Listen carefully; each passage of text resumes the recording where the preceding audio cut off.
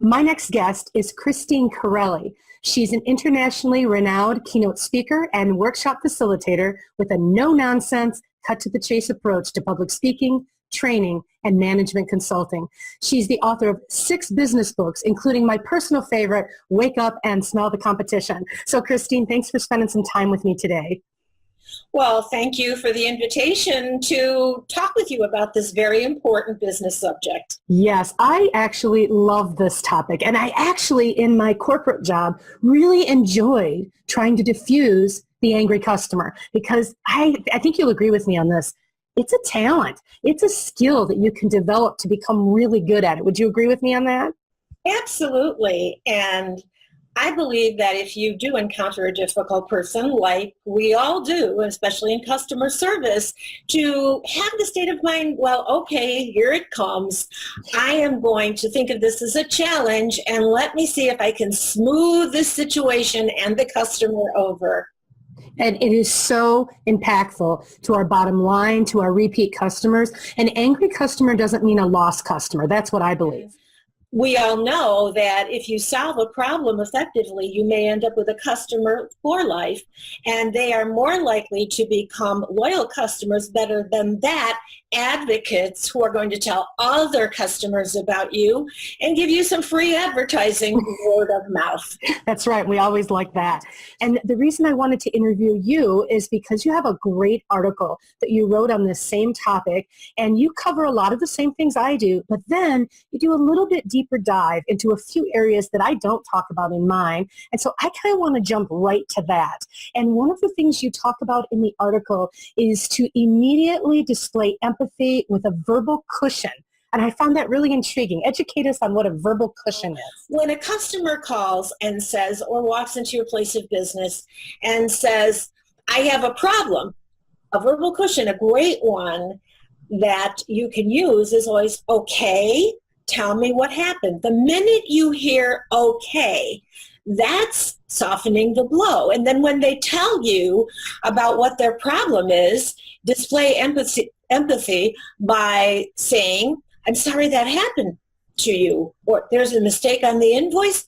Well, that shouldn't have happened. Let's go through the invoice together, line by line. So those are verbal cushions. I think that's a great word. And I love the idea of how simple words, 2 letters, begins to build this bridge. You've taught this for many years to your audiences. What do you find, or what do you think is the step that many people overlook? Does one come to mind that you think people skip over quite a bit? Well, there's several. First of all, when it comes to empathy, you're a customer too. I'm a customer, you're a customer, the people who are listening are customers. And we work very hard for our money. And we want to receive value. We want to receive excellent service. Today's customers are well educated. They're more discriminating. They're better informed. And they have very high expectations. And if you don't give them what they want, when they want it, at the price they're willing to pay for it, and give them phenomenal customer service, especially when it comes to handling a problem or an issue, they'll head straight over to your competitor. We might be surprised how often you're not even solving the right problem. Ask the right questions, dig to the root of the problem, and listen. Truly listen. And I don't think people do as good a job of that as they could. Why is it so hard for people to listen? I don't know. All right, my next one on your list that wasn't on mine is end on a positive note, extend your hand, and thank the customer. And I thought, that's a simple thing. I talk about that all the time, customer service, but I didn't include it in my dealing with the angry customer. So let's talk about that for a minute. Ending on a positive note is, I appreciate your patience. I'm sorry this happened to you.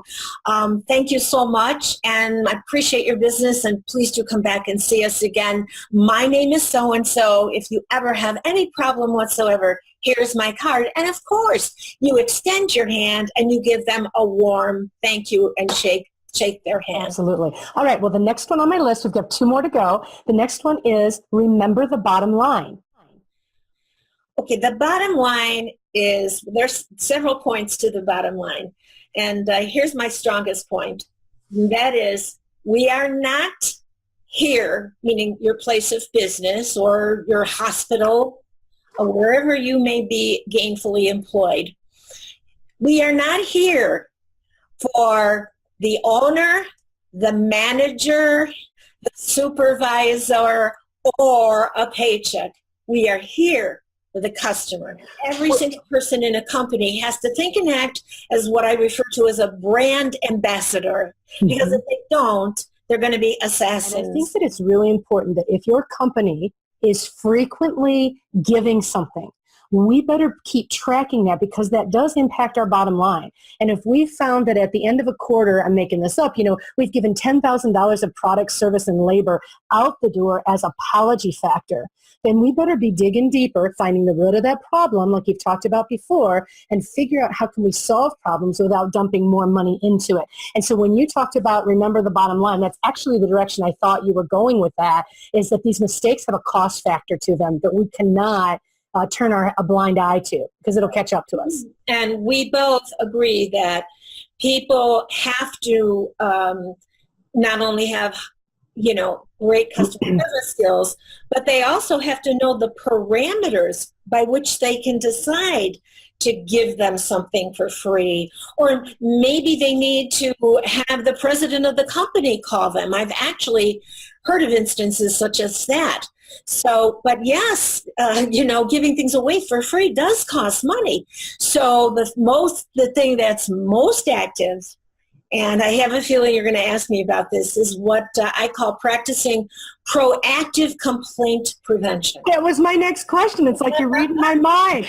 Okay, so tell us about practice proactive compliant. Is that what it is? No, complaint prevention. If a complaint occurs, the first thing the individual should ask themselves after they've taken care of the customer is, what should we have done to prevent this from happening in the first place? Where you record every single complaint that comes in. You have regular meetings to discuss the complaints, how you could have avoided them, and also discuss hits, runs, and misses, where you made a big hit with a customer, where you served them, okay, it was good, but where you really, really hit a home run. Another thing is to check and double check your work. Make every single effort to answer the phone by the third ring, because we know people are very, very impatient. Ask those questions. Check and double check every single entry that you make when you're doing an invoice or a computer. Perhaps go over an invoice with someone so that if they have any questions, they will have them right there as opposed to getting them later. If you don't treat people exceptionally well within your organization, how can you possibly treat customers well? And another thing about customer service is I'm a strong believer in so much of success has to do with your state of mind. And I think everyone realizes we don't live in a perfect world. Difficult customers come with the territory, no matter what place you work. There's no perfect team. There's no perfect business. There's no perfect customer.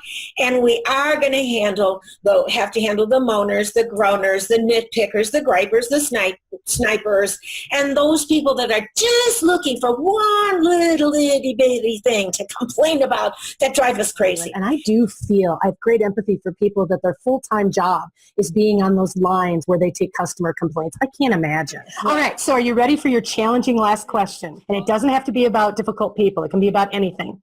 When you are speaking in front of a corporate audience, it is likely that there is a point where you say something that I call pen-worthy. It means that you notice all of a sudden the majority of the people in the room are going, and then they're writing, because even if it's something basic, the way you've delivered it makes them say, I need to take a note on this. So I didn't prepare that I didn't warn you in advance I was going to ask you that. So I want the first thing that comes to your mind on a pen-worthy comment that you make on any topic. If you love your job, you will be more successful and make everyone around you happier. And if you don't love your job, learn to love your job and try to find more meaning and purpose in your job role and your life. Christine Corelli, thank you so much for coming. With your permission, we're going to make your article on dealing with the difficult customer available to the viewers, and also links to your materials so that corporations can find you and bring in a dynamite like yourself to help people wake up and smell the competition. Thanks for coming. You're more than welcome.